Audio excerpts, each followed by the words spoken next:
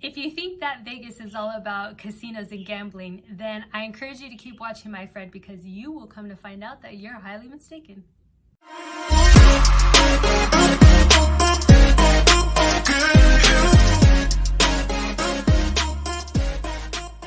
So if you're thinking about moving to the city, I highly encourage you to keep watching this video.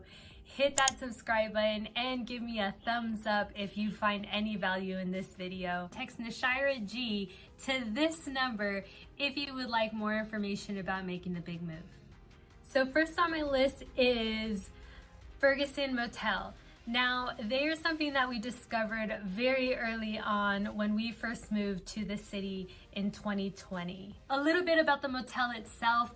It was renovated and each motel room is actually turned into a storefront for local small businesses who are starting up. And the thing about it is they also have bars and restaurants and even a coffee shop. And on the weekends, they're usually playing open live music. In the corner kind of has like this cemented center stage, and it's a really cool experience, especially at night when the sun's down. Our temperatures tend to drop and it makes it really enjoyable just to be out and about in the community. So number 2 on my list might come as a surprise to many because it's going to farmers markets. Now, I came from Central California where we're surrounded by agriculture, so this one to me actually was also a shock because of the fact that you don't really think of farming in the desert. It just doesn't mesh very well, you know? It's a little bit drier climate out here. You need a lot of water. We kind of lack a lot of water. You get the idea.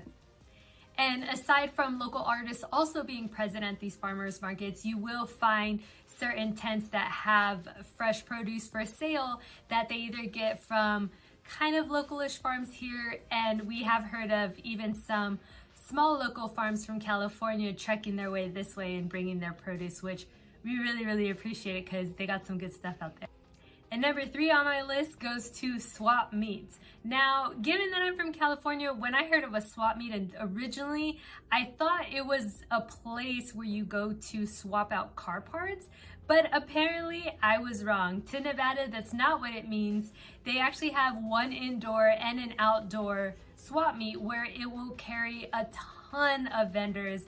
It seems like miles long of them, selling anything from clothes to jewelry to unique costume jewelry to plants to auto parts in some situations, and food. Oh, the food.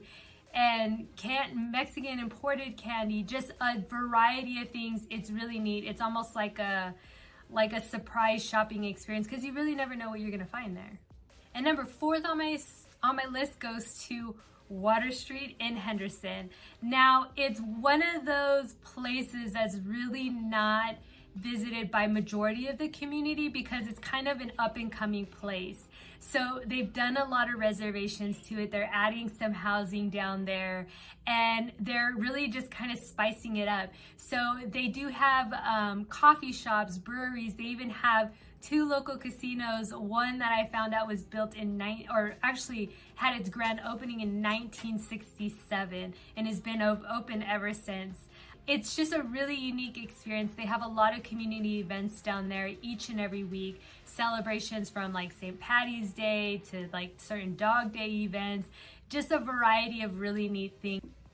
And last but not least on my list goes to just indulging in the natural outside beauty. So we have amazing parks. I say this all the time, every time in whatever community I'm in, because especially Henderson is really known for their parks. When you get to the other side, more like the Las Vegas and Summerlin, they also have a ton, like huge parks where they're having soccer complexes and tournaments and baseball fields.